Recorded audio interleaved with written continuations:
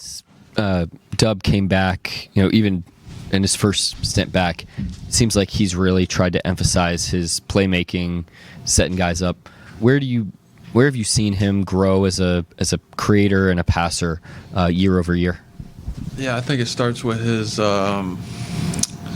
mindset, just pushing the pace, one, and getting downhill, two, and he's a really good player, so teams aren't just going to let him get to the rim. So they're going to show him bodies, and we got to move and get open for him, and we've been doing a good job of that, and he's been making all the right reads. So, credit to him, and I think him continuing to play downhill with force is going to open up more of that. And, at end of a game like this tonight, you've got guys like Aaron Wiggins and Kenrich Williams who played significant minutes in finals games. When you look at this team and what you're trying to prepare yourselves for, how massive of a luxury is it that you're going to have as many options as you can possibly have, and hopefully healthy going into the playoffs? Yeah, it's great. Health is wealth in this league. But it's an amazing luxury to have so much talent all the way down the roster. Just understanding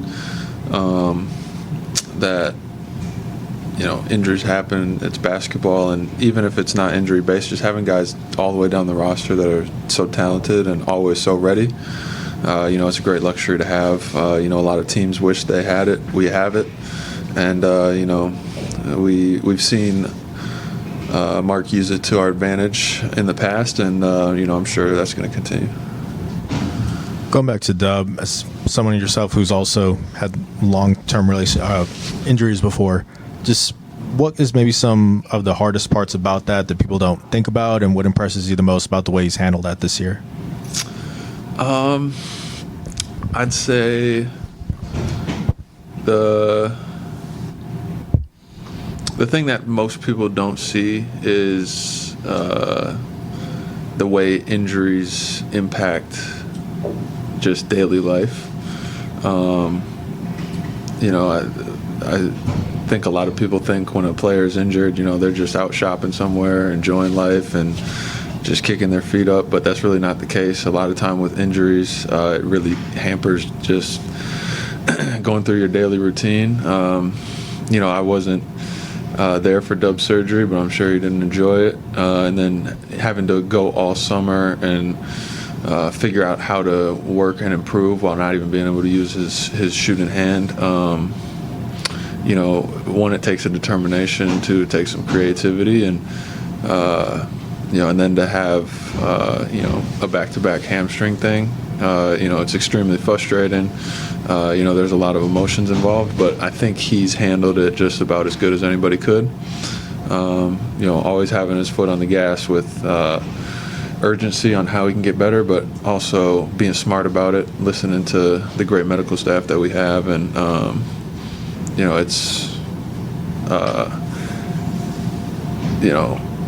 I'm sure he looks at it the same way I do, where it's a hurdle. It's not like a brick wall in your way that you can't get through. So, God willing, that's that hurdle behind him. And he gets to just play basketball now. So. You guys essentially returned the same roster as last year. A couple of different changes. One of the bigger ones is just the internal development of different guys. AJ specifically, what does he add to you guys as a team come playoff time? We have a lot of guys that